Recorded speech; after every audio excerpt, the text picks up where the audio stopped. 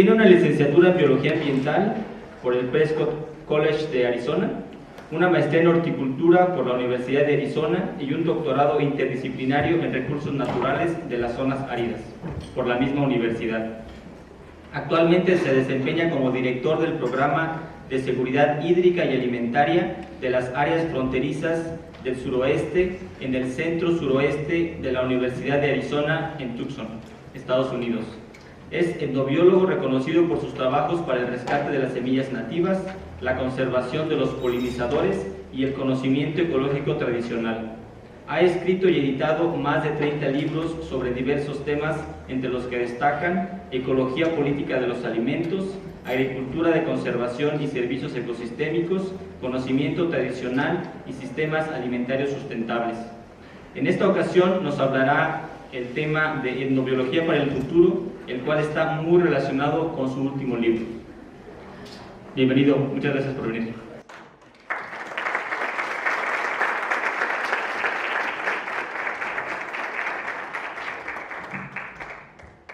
Buenos días y gracias para la oportunidad para discutir algunos temas de interés común y gracias a todos que han organizado ese congreso.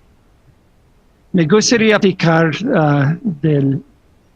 de algunas reflexiones sobre la etnobiología del futuro, particularmente el nexo entre etnobiología y restauración ecológica y biocultural. Como ustedes conocen, es un momento crítico en la historia de la Tierra Madre para guardar nuestras comunidades contra las causas de los cambios climáticos y la dieta industrializada. Y tenemos dos presiones muy fuertes en ese momento: los cambios climáticos con temperaturas altas, sequías, incendios, huracanes, etc. Y también problemas de la salud pública por causa de una dieta de alimentos procesados que causan niveles altos de obesidad, diabetes tipo 2 y colesterol, no solamente en México, pero dentro de la mayoría de los pueblos indígenas en todas partes del mundo: Australia, Canadá, los Estados Unidos, Hawái y las islas del Pacífico. Quizás a través de los próximos 15 años, los alimentos procesados, industrializados, que vienen de Walmart y otros supermercados, van a matar más personas que las pistolas de los narcos. Los niveles de obesidad están matando mucha gente a un nivel que no hay una historia de niveles así. Entonces, por eso, ¿qué podemos ofrecer como etnobiólogos que será de valor duradero para todos nuestros compañeros humanos y para otras especies que luchan para sobrevivir en nuestro planeta?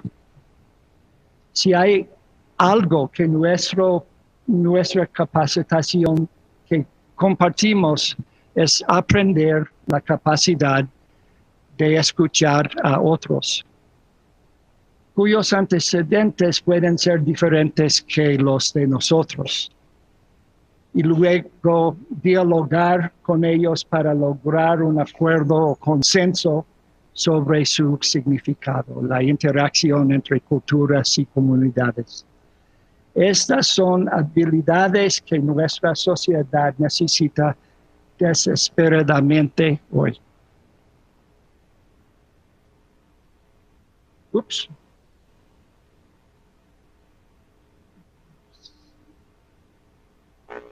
Okay. Entonces, otra pregunta: ¿cómo puede nuestro trabajo colectivo recuperar la salud de nuestros pueblos usando la restauración de la salud ambiental de los paisajes que nos rodean. Me gustaría que consideremos cómo se pueden emplear tanto las habilidades de nuestras profesiones como biología, etnomedicina, veterinaria, antropología, etcétera, como nuestra ética colectiva para guardar la diversidad biocultural del mundo. Y otra pregunta, ¿cómo podemos sanar mejor las grandes heridas y disparidades ideológicas, culturales, raciales y político-económicos que están escarrando a nuestras comunidades y países y que están dañando nuestras tierras?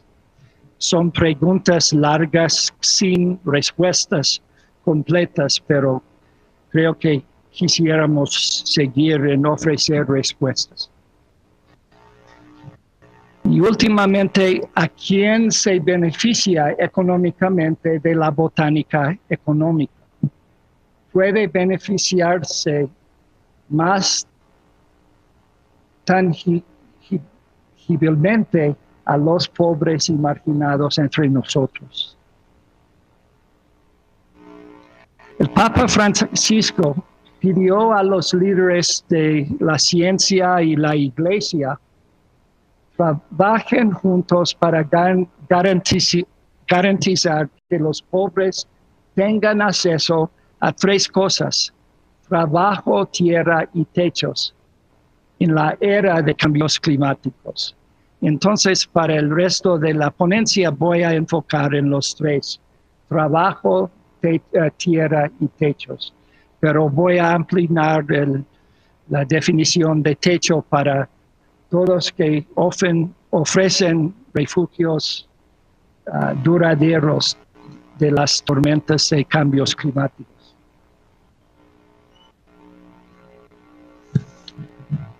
Número 1, trabajo. Mi trayectoria personal fue cambiada hace 2 años después de nosotros combinaron esfuerzos para detener la extracción clandestina de la madera de palo fierro en el desierto sonorense, que los extranjeros cortaron para obtener carbón de mezquite, pero incluyó palo fierro y otros árboles con el mezquite. Y fueron a tierras indígenas para cortar la leña durante la noche o en la madrugada para hacer carbón en la orilla de las reservas indígenas en Sonora. Entonces, un grupo de sonorenses y arizonenses frenaron esa industria, pero después un anciano del pueblo indígena Concacoseri me preguntó: fíjate, Ancoajo, yo sé que los ecólogos son muy hábiles para evitar las cosas malas como la minería o la extracción de carbón o desmonte, pero ¿qué se puede hacer para que sucedan cosas buenas que creen empleos para mis hijos o nietos? Si no hay trabajo aquí, tendrán que dejar su patria solo para poner comida en la mesa para sus familias. Entonces, desde la perspectiva de ese anciano, los sustentos para el porvenir es la cosa más importante para su comunidad. Y obviamente todavía hay problemas con la minería y desmonte y deforestación, etcétera, pero él me dijo que necesitan obtener sustentos sustentables para una alternativa a la industria de extracción. Algunos de nosotros, en respuesta de la pregunta del anciano, hicimos una promesa a los ancianos con los que trabajamos. para utilizar tanto el conocimiento ecológico tradicional como la ciencia occidental, de manera que no solo crean empleos, sino que también mejoran el bienestar de la comunidad y reducen las disparidades socioeconómicas. Entonces, no era posible seguir simplemente documentando el conocimiento de plantas y animales en peligro. Acordamos colaborar para entrenar a sus jóvenes tanto en conocimiento tradicional como en las ciencias de recursos naturales que podrían asegurarles empleos verdes. Entonces llegamos a la propuesta de generar economías restaurativas para pueblos indígenas y otras comunidades rurales que pueden generar sustentos donde el desempleo, la pobreza y los problemas de salud son muy graves. La cosa interesante es que ya en los Estados Unidos solo la restauración ecológica de paisajes y aguas para producir alimentos ahora emplea directamente a más de 25 miles de personas, generando casi 10,000 millones en dólares de producción económica anual. Y también hay efectos multiplicadores en las comunidades que se dejan en las comunidades, no pasan a Nueva York o a Londres o otros capitales. Trabajo. Entonces, estamos platicando de sustentos o otros medios de subsistencia verde en dos comunidades de los Seris o Concat. Y uno de nuestros amigos, un colega Seri, han recopilado los datos que los que ganaron empleo a través de los 20 años en varias iniciativas de restauración ecológica, rescate de especies en peligro de extinción, recolecta sustentable de hierbas y plantas silvestres comestibles, y más de 420 adultos y jóvenes han sido empleados en esas iniciativas. Es más de un tercero de todos los adultos en el pueblo indígena Seri. Entonces, después de la pesquería, ya es la segunda fuente de empleo en sus comunidades.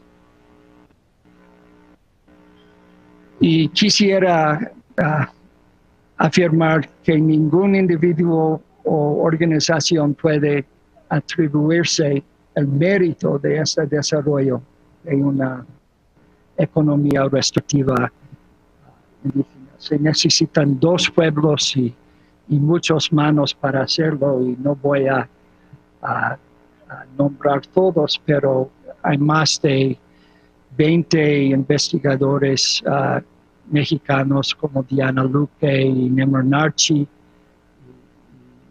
más de 400 individuos de la comunidad Concat que han participado y han ofrecido ideas o propuestas para desarrollar más. La cosa interesante es que ya la comunidad seria está reconocido mundialmente para sus iniciativas en esa dirección. Ganaron el Premio Mundial del Día Mundial de Océanos en 2004 para el trabajo de un grupo que se llama Grupo Tortuguero Concat, que ha conservado 4 especies de tortugas marinas en su territorio. Están monitoreándolos, los adultos como las crías, están cuidando los lugares de nidación y también están frenando el impacto de pesquería industrial que está matando a las tortugas que llegan a su territorio.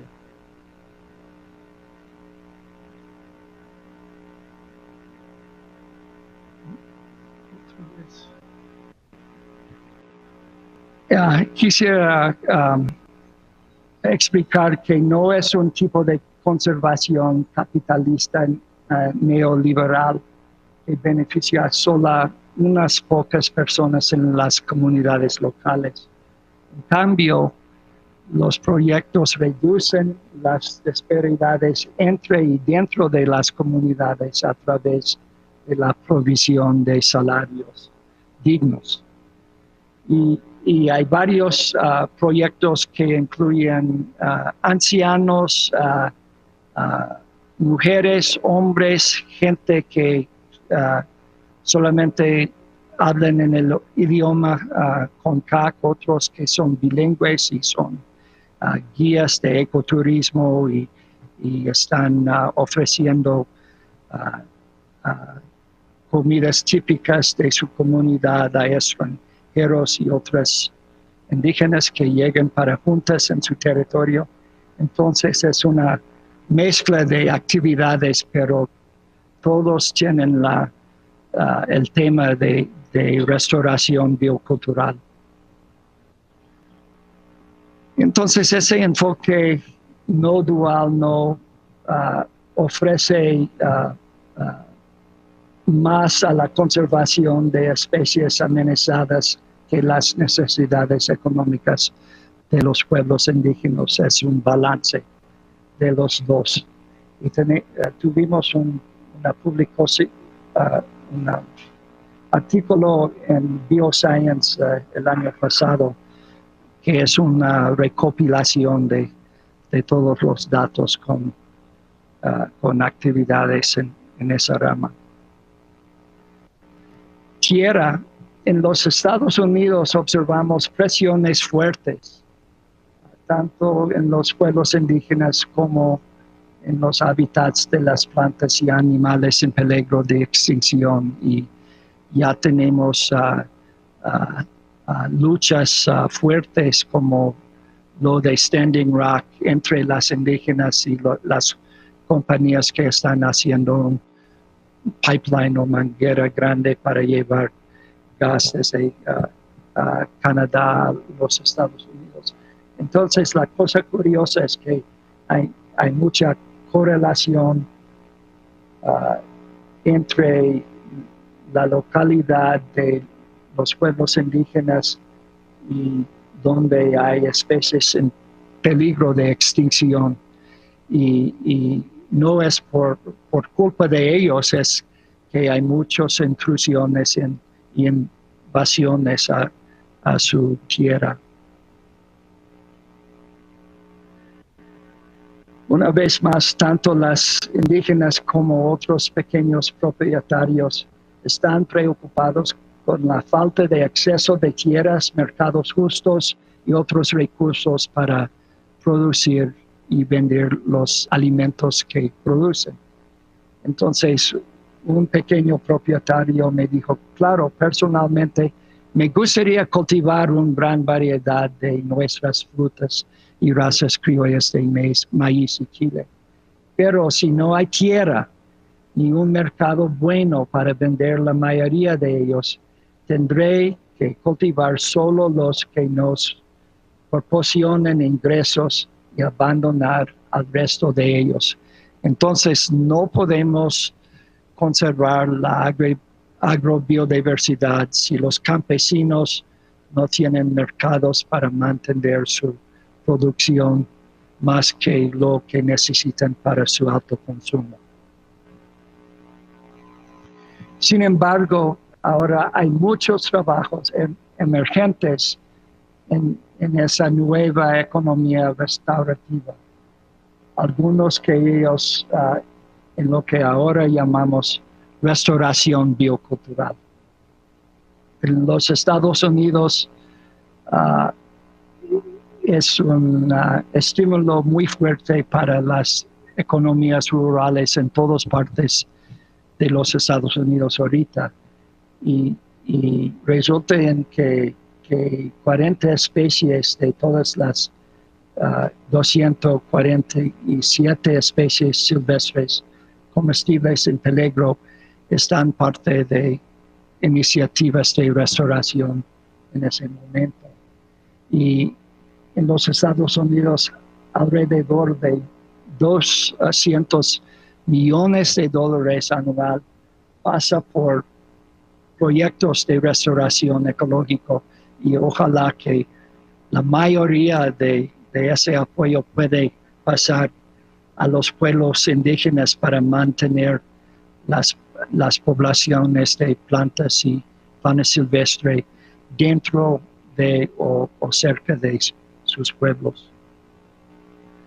Después de perder tanta biodiversidad y agrobiodiversidad a través de los siglos, ya hay un movimiento fuerte para recuperarlas o los que han sobrevivido. Proyectos de restauración ecológico, y ojalá que la mayoría de ese apoyo puede pasar a los pueblos indígenas para mantener las poblaciones de plantas y fauna silvestre dentro de o cerca de sus pueblos. Después de perder tanta biodiversidad y agrobiodiversidad a través de los siglos, ya hay un movimiento fuerte para recuperarlas o los que han sobrevivido. Y es algunos ejemplos de las especies que ya están recuperadas. Para el porvenir, quisiéramos preguntar, ¿es factible que los etnobiólogos puedan guiar un desarrollo de una agricultura nueva, sustentable y restaurativa para frenar el impacto de cambios climáticos? Y obviamente una agricultura del futuro necesita enfatizar plantas perennes, frutales, cactáceas, agaves, árboles de nueces, etc. Pero es importante que no hay más apropiación cultural del conocimiento tradicional para iniciarlos, ni más saqueo de semillas de raza criollas para usarlos como parte de una agricultura del futuro sin beneficios a los pueblos indígenas que son los que han cuidado para siglos y siglos. Además, los cambios climáticos no son una justificación para la violación de los derechos indígenas o los acuerdos de FAO y UNEP y UNESCO. Entonces necesitamos apoyar los derechos indígenas para cultivar y cosechar alimentos saludables para su salud, su seguridad alimentaria, su soberanía y su autosuficiencia para el porvenir. Y ya hay proyectos en los Estados Unidos como la Finca Viva, que está ofreciendo entrenamiento y capacitación para indígenas de otros países que ya son refugiados en los Estados Unidos.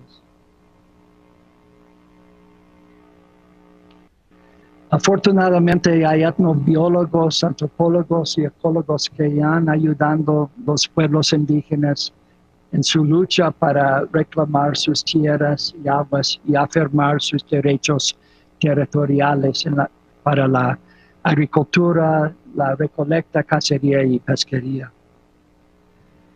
Al fin de apoyar los pueblos indígenas en esa lucha para soberanía sobre sus tierras históricas, escribimos un kit de herramientas para recobrar acceso de sitios sagrados y paisajes de plantas de valor. Y puede obtener una copia libre por esa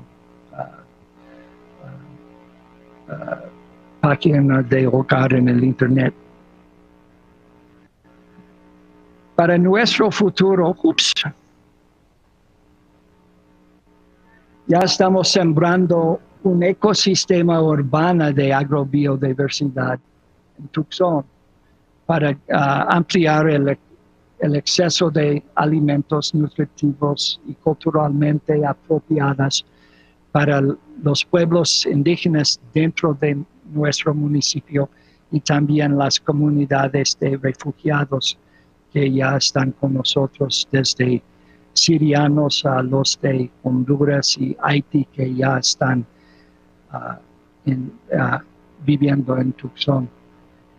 Tucson es la primera ciudad de gastronomía designada, decretada por UNESCO en los Estados Unidos, y hemos formado un equipo para evaluar y registrar toda la agrobiodiversidad dentro de la ciudad.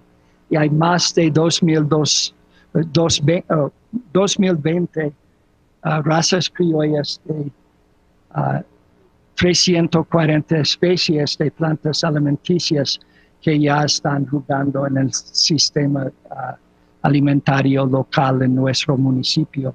80% de las semillas de esas pueden acceder sin costo vía un sistema de librerías o bibliotecas de semillas que tenemos. Y 40% de los 200 especies de frutales y agaves y cactáceas comestibles pueden obtener sin costo o con descuentos. En Tucson hay más de 20 instituciones, incluso 5 bancos de semillas que están involucradas en asegurar que la biodiversidad de los alimentos sea asequible para los pobres. Y ya hay 140 productos de alimentos nuevos que vienen de 40 microempresas, la mayoría que tienen más de 5 años en su trabajo, y están vendiendo la mayoría de los productos en tianguis y mercados abiertos y, digamos, pulgas, que son los mercados donde los pobres hacen. Techos. Lo siento. Techos. No soy arquitecto, entonces no puedo platicar mucho sobre techos, pero voy a usar la palabra metafóricamente para la elaboración de santuarios y plantas nodrizas que se dan a protección en la era de cambios climáticos. Los pueblos indígenas son muy vulnerables al cambio climático y necesitan más que techos para protegerlos.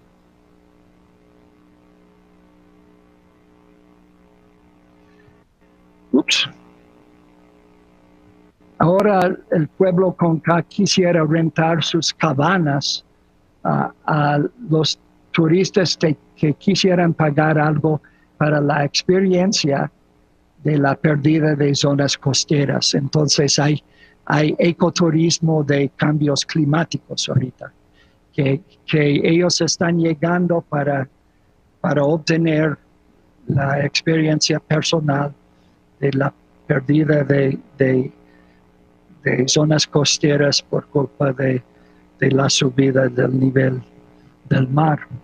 Entonces, esa casa que pertenece al ex gobernador del Tribo ya tiene agua hasta su puerta y un año antes estuvo como 100 metros fuera de su casa, ya está en la puerta.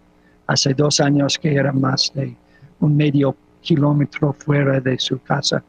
Va a abandonar su casa para vivir allá, pero quisiera rentarlo a los extranjeros que no creen en cambios climáticos. Los campesinos sonorenses siguen con la construcción de cercos tejidos para proteger sus milpas, y pueden decir que los cercos vivos son biotecnologías indígenas para la elaboración de servicios ecosistémicos. Y es mucho para explicar aquí, pero es suficiente para ahora. Tales esfuerzos requieren una ciencia indígena hecho por científicos como mi amigo Alberto Mellado Moreno, y puede leer sobre su biografía, pero ya trabajaba para CONAMP y CONABIO como representante para facilitar intercambios entre CONAMP y los pueblos indígenas. Entonces, mi mensaje no es mío, tal vez es nuestro, es sencillo. No vale la pena realizar más avances en la disciplina de etnobiología si no damos nuestras manos a los pueblos indígenas para realizar avances en su bienestar, su salud ambiental y su soberanía sobre tierras y aguas sagradas. La etnobiología para el futuro será una etnobiología de la liberación, culturalmente más diversa, más justo y ecológicamente más restaurativa. Gracias.